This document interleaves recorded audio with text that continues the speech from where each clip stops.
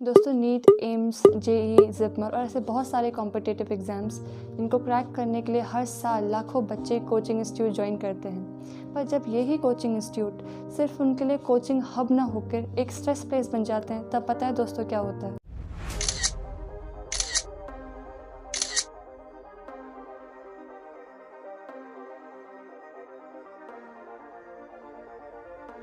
दोस्तों सुसाइड से related recently अभी नेशनल क्राइम रिकॉर्ड ब्यूरो की एक रिपोर्ट सामने आई, जिसके अकॉर्डिंग एयर 2022 में सबसे ज़्यादा चिल्ड्रन सुसाइड केसेस सामने आए और 2021 के कंपैरिजन में इस साल जो सुसाइड केसेस थे उसमें 4.5% का इंक्रीमेंट भी देखा गया है।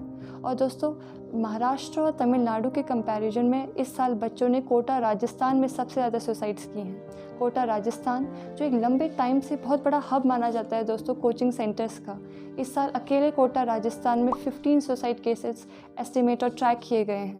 अभी कुछ दिनों पहले की बात है दोस्तों, कोटा राजस्थान में 3 सुसाइड केसेस सामने आए। उसमें से 2 बच्चे बिहार के थे जो इंजीनियरिंग की कोचिंग ले रहे थे और एक बच्चा मध्य प्रदेश का था जो नीट की कोचिंग ले रहा था।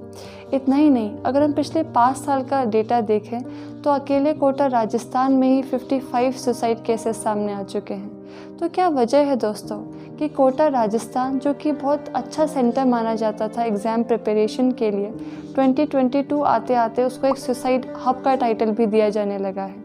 क्या रियल रीजन्स हैं बच्चों के इन कोचिंग इंस्टीट्यूट्स में सुसाइड करने के पीछे?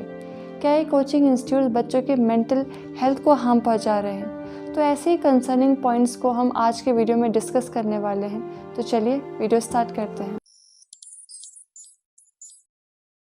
दोस्तों पिछले 4 डेकेड्स में कोटा के इन कोचिंग सेंटर्स ने एक बिज़नेस का रूप ले चुके हैं। अभी करेंटली वहाँ पे 300 से ज़्यादा कोचिंग सेंटर्स चल रहे हैं। कुछ कोचिंग सेंटर्स के नाम भी आपने सुने होंगे, जैसे कि Allen, Vibrant, Resonance, Career Point और बहुत सारे। लिस्ट बहुत बड़ी है दोस्तों।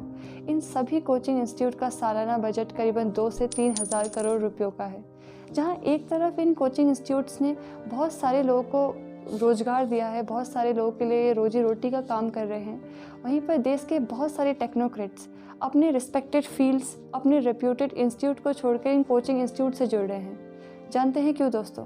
क्योंकि कोटा में ऐसी फैकल्टीज़ का जो सैलरी है वो कोई 50,000 या 60,000 रुपयों का नहीं है, बल्कि वहाँ पे जो फैकल्टीज़ की सैलरी है वो करीबन 20 से 30 लाख पर ईयर एस्टिमेट की गई है। तो इससे आप एस्टिमेट कर सकते हैं कि वहाँ पे कोचिंग कल्चर किस लेवल पर होता होगा। पर दोस्तों जब कोई कोचिंग इंस्टीट्यूट पढ़ाई से ज़्यादा बिजनेस और पैसे में फोकस करने लगता है, तब वहाँ पे बच्चों की लाइफ की वैल्यूज़ में कॉम्प्रोमाइज़ होने लगता है और इसीलिए सारे इंसिडेंट होते हैं। अगर आप पिछले 5 साल के डेटा को देखेंगे तो आपको पता चलेगा कि सिचुएशन कितनी ज़्यादा सीरियस है। 2015 20 suicide cases, 2016 17 suicide cases, 2018 19 suicide cases और 2019 18 सुसाइड केसेस और अभी 2022 में 15 सुसाइड केसेस ट्रैक किए गए हैं कोटा राजस्थान में। दोस्तों बात करते हैं कि इन सुसाइड के पीछे रियल रीज़न क्या है, क्यों बच्चे इतने ज़्यादा स्ट्रेस्ड हैं।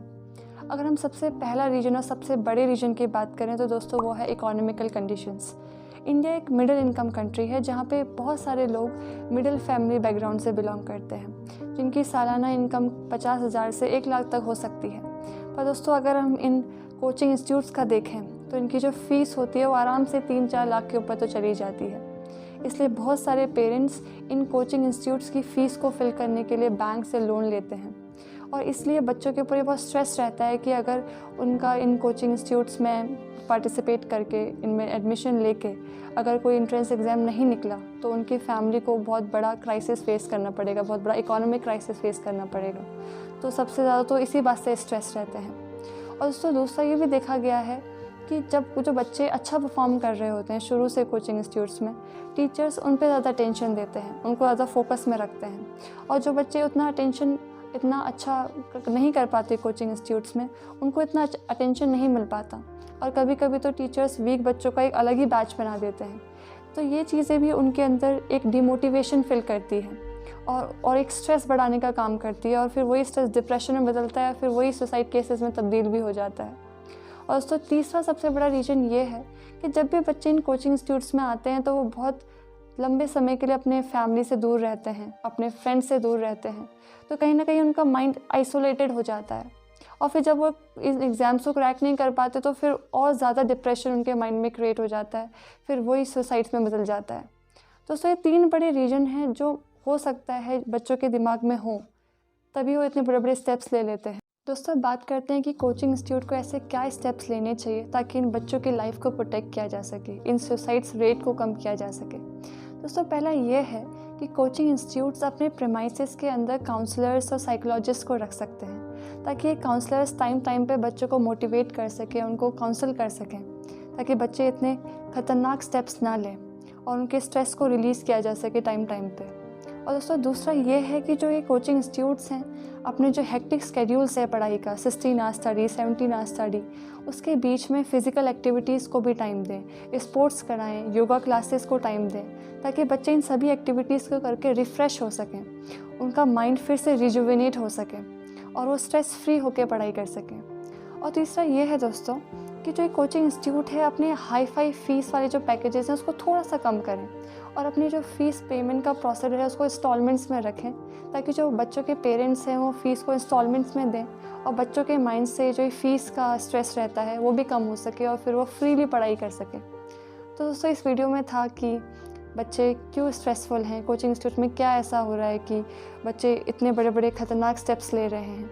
इस वीडियो में मैंने आपको बताया और मेरा ये मैसेज भी है इस वीडियो के थ्रू कि जो कोचिंग इंस्टीट्यूट हैं जो कोचिंग करवा रहे हैं उनको थोड़ी सी ह्यूमैनिटी भी दिखानी चाहिए।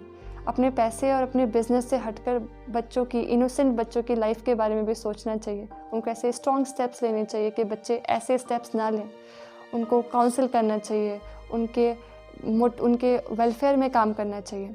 और उससे ऐसा है नहीं कि ऐसे प्लेटफॉर्म्स नहीं है, बहुत सारे प्लेटफॉर्म्स ऐसे हैं, कोचिंग इंस्टीट्यूट ऐसे हैं जो बहुत अफोर्डेबल रेट्स पे बच्चों को कोचिंग देते हैं और वहाँ से भी बच्चे बहुत अच्छे अच्छे एंट्रेंस एग्ज़ाम्स में निकलते हैं। और एग्जांपल जैसे फिज़िक्स वाला सा है अलग सा, वो काफ़ी अफोर्डेबल रेट्स पे बच्चों को कोचिंग करा रहे हैं, तो ये काफ़ी कमेंडेबल वर्क है और कोचिंग इंस्टीट्यूट को भी ऐसा करना चाहिए। तो दोस्तों ये था इस वीडियो का मोटिव जो मैं आपको बताना चाहती थी। अगर आपको ये वीडियो अच्छा लगा तो प्लीज़ मुझे बताएं। Thank you for watching.